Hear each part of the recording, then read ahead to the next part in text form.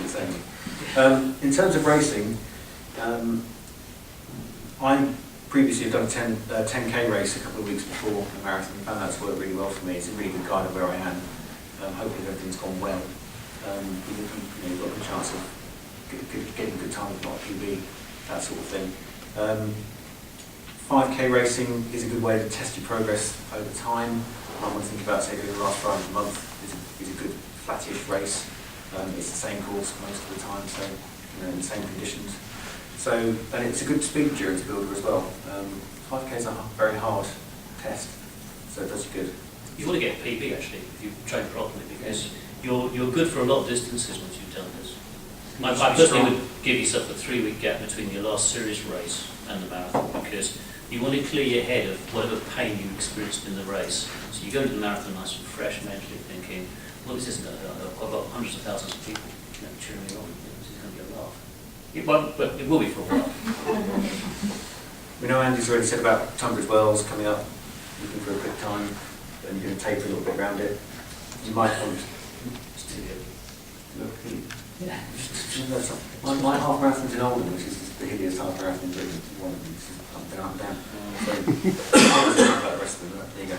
And again, we talked about the choice of training through, not tapering for a race, and just using it as part of your training. And again, that's up to you really. And we also talked about 20-mile races, and I think there's something different about that, about how you use those. If you're going to race them, you really seriously need to think about when you're doing it. Because if you're doing it within a month of the marathon, I think you're pushing your luck, definitely pushing your luck. I mean, most of them are scheduled, typically 6-8 weeks before London. Then you've got the good sharpness like Paddock that are bang on 3 weeks before for a reason every year. And that is a fast back course if you're looking for that sort of half marathon PB as you start your taper. I think there's one weekend where there's about 4 or 5 really quite big half marathons, and they're all on that day for a reason. And it's all because they're based around London. So you can base your racing looking at when these events are, because they are almost all there for a reason. Brentwood, Fleet, Silverstone are all the same weekend, and that's all because that is an ideal time to do a half marathon leading up to London. They're all been full for ages. They're always full. Yeah, they fill up really quickly, but they're there for a reason. Cool. We just summarise that from what John and Greg were saying, is that you can sort of have a sort of stepping stone from sort of January to the marathon, and within that stepping stone through races, and get PBs in 5K race, 10K race, a half marathon. So as Greg says, this training will make you as fit as you'll be for every distance probably, if you get it right. Okay, what we're going to do now, we're going to just talk very briefly about some injuries and what you can do to deal with them. Quick caveat, obviously I'm not a doctor, I'm a qualified sports masseur, but obviously if you've got any problems, your first port of call should be a doctor or physio, only they can diagnose. Okay. But you said you were injured, what have you got? I've got the same thing I had this time last year, which is an ankle stroke shin splint type injury. Okay. It just gets very tired. And how do you think you've got that? I don't know, I've only been running seriously for a couple of years. It may have been shoes originally, because I changed from shoes. And what are you doing? I've changed my shoes, I've stopped training as much. I'm trying some skins on that leg. Okay. I'm just taking it easy, so I'm in down for the Brighton Marathon, but I'm probably not going to be ready, so I'll just... Okay, so some good points there. So one source of injury are wearing the wrong running shoes. So go to a good stockist, run and become, people seem to like, where they actually look at you, run, and they give you a shoe that is for your body, pronation, etc., support. Overtraining is probably the most common cause of injuries in the build up to the marathon. We saw previously that you've got to rest and recover properly, and that isn't just in terms of sleep, etc. It's individual muscles have got to be rested properly. It's obviously very repetitious, so as much as you can run on grass. Don't just pound the streets all day. That's why fartleks are good. That's why you should be doing quality miles rather than just junk miles. So if you can sort of get rid of all the miles that aren't quality, then you're left with less pounding miles that will do you good. And in terms of what recovery there, obviously you've heard of RICE. What's RICE? Anyone? Restart compression innovation. Exactly. So mentioned a bit of compression there. Is resting it. Obviously in the acute phase, so when you've just done it, obviously all pressure off the area. Ice it to reduce inflammation, compression, elevation, lift the foot up. Ibuprofen, if you're allowed to take it. I don't want to poison you, but some people are allergic, but ibuprofen is good to reduce the swelling. So and those things can be used obviously just within not only within the first few days to reduce swelling, but then you can use things like ice and heat treatment in the sort of later stages to manage your injuries. Any other injuries anyone's got? I started with twisting my ankle and then I kind of ran on it, and this entire inside of the foot still hurts, and now the whole calf hurts instead. Okay, so So it's like arch problems they're and made up for each other. yeah, so Plantar fasciitis it's called. Go on. Plantar fasciitis. well, okay, it could be, but it might not very not. It might be to do with a dropped arch, but obviously some tight muscles going on. It could be plantar fasciitis. But the point, plantar fasciitis is just the inflammation of the tendon on the inside of the arch of the foot.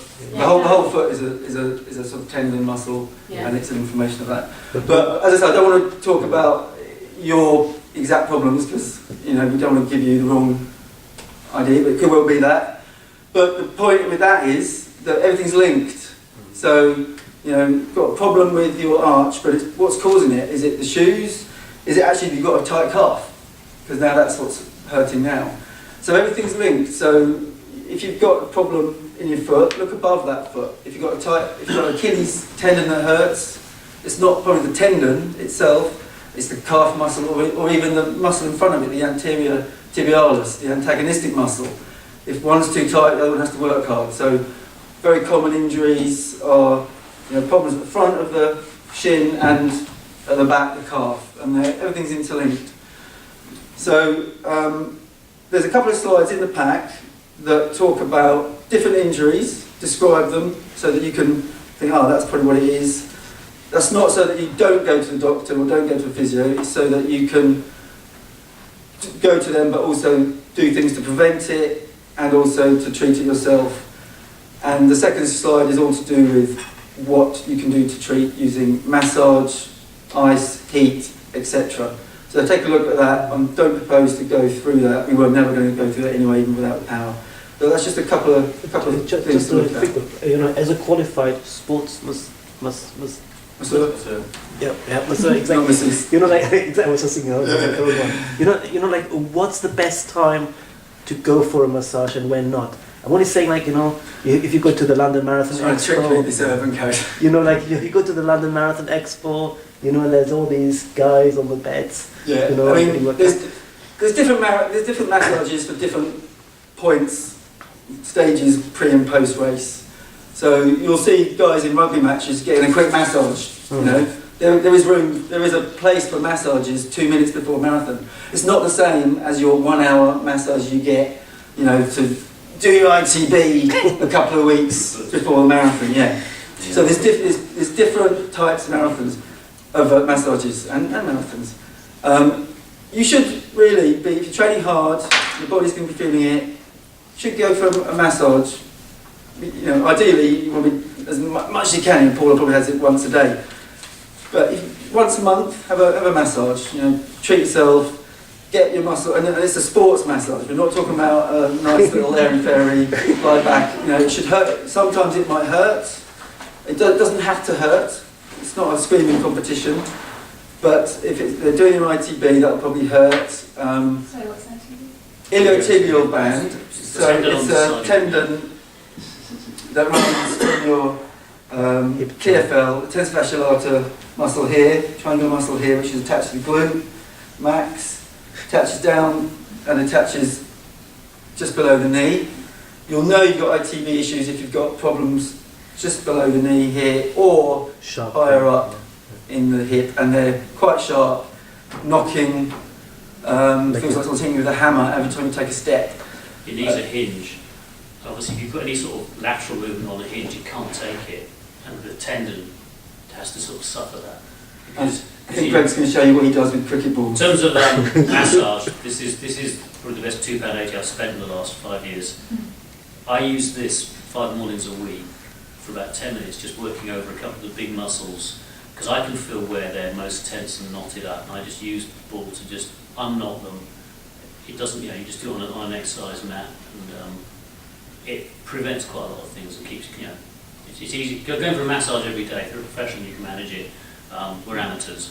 This is an easy way of using, because you can feel, is it hitting the right spot or is it missing it? And that's up to you. It's just a little tip about Yeah, absolutely. I mean, we don't have enough money ourselves to go as much as we should, and don't have the time. Foam rollers, golf balls on the glute, cricket balls, I don't know, wherever. You won't get as good a massage. I'm upping the massage trade here. You can't get the leverage on everything. It is good. It's nice to have a massage, a decent massage. But there's a lot you can do yourself if you learn the techniques. So in terms of Urban's question, when should you have it? Have a massage once a month, say. Have one in the last week.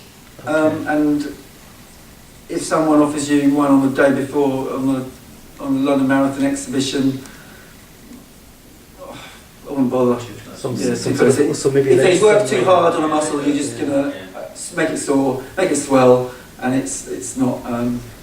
Save that for afterwards. Not every sports massage hurts you really badly. I've been massaged by it's something that's quite comical, so it does hurt a bit. But if you go to Lanzarote, there is a famous masseur called Roberto, who at the end of the week has a prize for the person he's made scream the most. And it's normally a bloke. Okay, so as I say, look at the slides on the pack for more info. Where are we now? So I think we've covered it. Yeah, we've covered the. There was supposed to be a section on the race and what to expect, but I think we've covered most of the issues that we're going to do, like pre-race planning, all that sort of thing, and what's going to happen during the race, and again, taking into account the conditions on the day, that sort of thing, the amount of people who are around you. And if you, as I said, if you're doing a 4-hour marathon, that sort of time, you'll have a lot of people around you almost the whole way through the race. That doesn't go away in a race like London, there's so many people there. If you're 3.5 hours, it gets a bit thinner, and up to 3 hours, it thins out even more, but around 4 hours, it's maximum time, really, 4 to 5 hours, so you can have a lot of people around you. So get used to doing that and be prepared for it, because it is a bit different to any other race you'll do. So I think we've talked through the race itself, and if you've got any more questions afterwards, please ask. What do you do after the race is the next question. First of all, get something inside you. Make sure you're drunk enough, and make sure you start eating something. It's the same as doing a training run. You want to be starting to recover, and the quicker you start to recover and get yourself more energy, more protein in, the more it helps. Protein drinks, we've sort of discussed a little bit before. Chocolate milkshakes are supposed to be ideal for this, apparently. It doesn't matter what it is. It can be a fridge, it can be a goodness shakes. They are both the same, almost without exception. There's almost no difference in their makeup. I've in the past used Rego, an SIS protein drink, and I've found that recovering from very hard sessions, that really works for me. So maybe take some of that with you, stick it in your bag, and make sure you've got it very ready with the end. London's not particularly good for stuff right at the end. Berlin is much better. There's a little one. From memory, Berlin there's food and Berlin's got huge amounts of Yeah, you get free beer in Berlin. free non-alcoholic beer. Yeah, sorry, I should have said. But in London, there's next to nothing. The goodie bag isn't particularly great either. So make sure you've got something with you in your bag. jelly tots. Yeah, jelly tots, yeah, and some very plasticky nutritional bar. Washing powder. Keep moving as well. The first thing you're going to want to do is stop. I'll just try and keep moving as much as you can. You're going to be meeting friends and family, especially if it's London. keep on your feet as far as you can as well, because if you sit down, you can have trouble getting up. Horse cart spray is very good for not sitting down because it's got stones everywhere.